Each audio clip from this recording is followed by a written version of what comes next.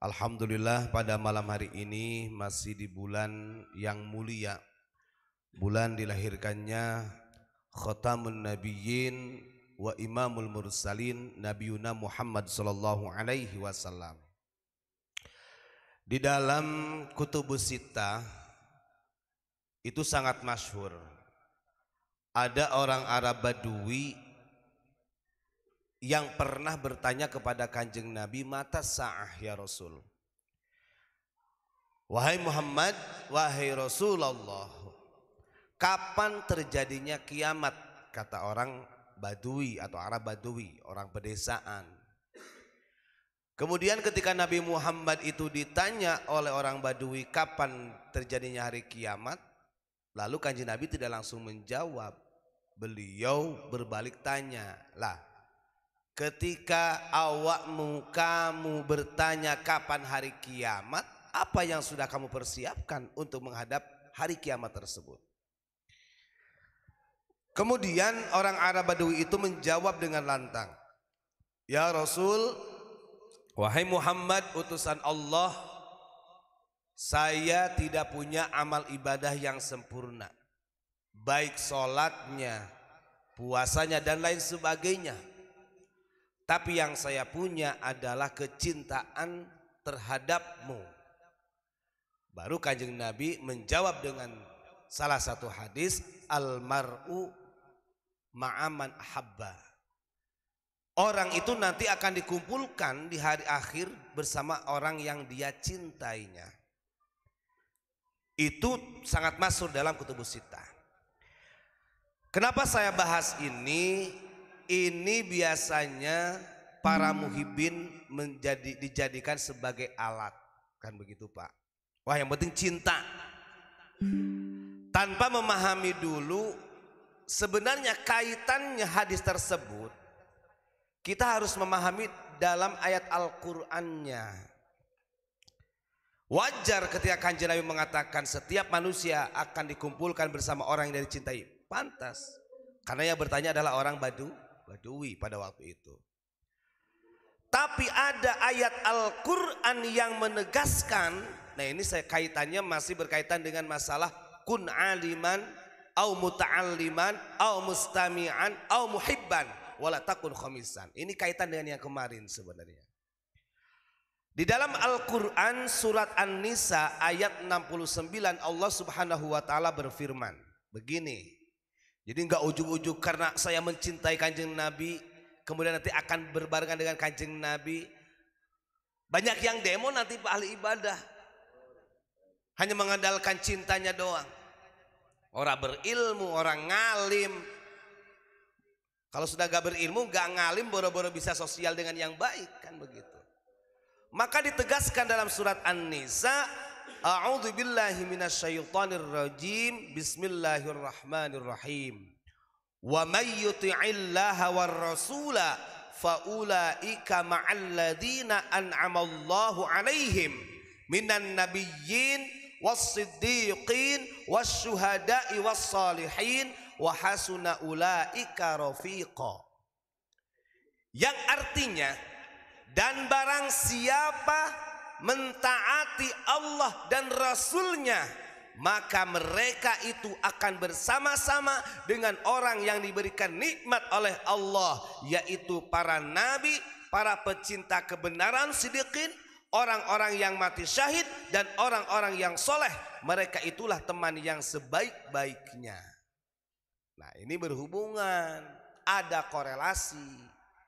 Kalimat Al-Quran di sini adalah wa may yuti'illah war rasulah.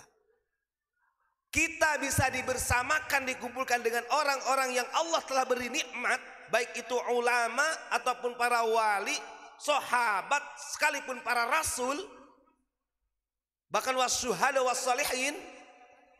Syaratnya ada di sini. Maka kalimat ini menggunakan syarat. Taat kepada Allah dan Rasulnya.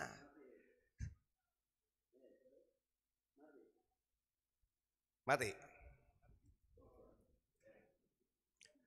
Nah, yang namanya taat Berarti kita ini melaksanakan apa yang diperintahkan oleh Allah dan Rasulnya, sekaligus menjauhi segala larangannya. Kita mencontoh ittiba dengan kanjeng Nabi.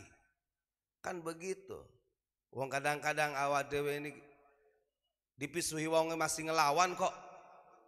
Gak ada kita ini wa in khusima yasmut wala yujawib, itu gak bisa. Kan begitu, masih bisa misu-misu. Nah ini adalah peringatan keras kepada kita. Ojo goblok temenan jadi wong. Ojo mau ngandel ke cinta tok. Tapi ketaatan itulah yang diutamakan. Bagaimana caranya kita bisa taat? Harus belajar, harus ngalim. Supaya kita bisa alim, muta'alim, belajar ilmu. Ojo semprul, bahasanya begitu. Ojo polongo, diajar.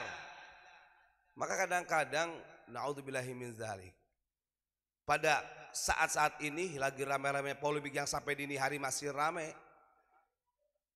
Itu karena memang ada kalimat lebih baik salah mencintai, apa gimana? Lebih baik salah mencintai daripada salah membenci katanya. Wah, itu apa namanya? Peribahasa yang sangat ya semprul juga. Ustadz, tadi di pembukaan kan disampaikan oleh Ustadz, orang-orang akan dikumpulkan kepada yang dicintai, kan gitu ya? Betul. Lah itu kalau yang dicintai dimasukkan keraknya neraka, apa nggak ikut ke keraknya neraka, Ustadz? Katut itu. Iya itu. Jadi bukan salah membenci, bukan. Akhirnya ya ikut gerbongnya itu tadi, kan gitu ya? Nah, jadi kita harus mulai cerdas begitu ya. Dan kita ini tidak pernah diajarkan untuk membenci. Kita yuk monggo. Kanjeng Nabi ini memerintahkan kepada kita. Tugas kanjeng Nabi itu rahmatan lil alamin, liutami memakarimal akhlak. Memberi kasih sayang kepada seluruh alam, menyempurnakan akhlak. Nah, bagaimana caranya kita bisa berakhlak, bisa berkasih sayang? Ya ono ilmune. Ya ngaji oramu melayonang jamaah-jamaah gak begitu. Yang kemudian ngisru bukan seperti itu. Nah, ini yang harus kita waspadai. Karena ini di bulan Maulid, apa yang disampaikan oleh kanjeng Nabi? Tugasnya kanjeng Nabi apa? Uswahnya apa? Itulah yang kita contoh. Kanjeng Nabi itu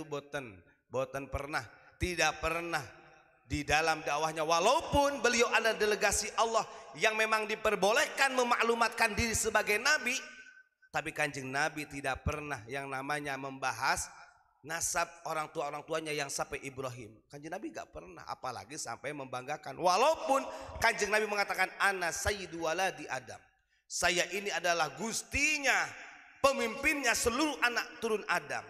La fakhr, tapi bukan untuk membanggakan. Nah, ini bedanya, beda dengan saat ini.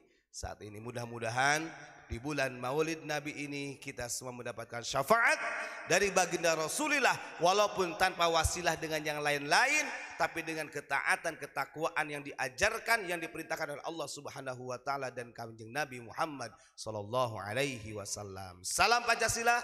Assalamualaikum warahmatullahi wabarakatuh.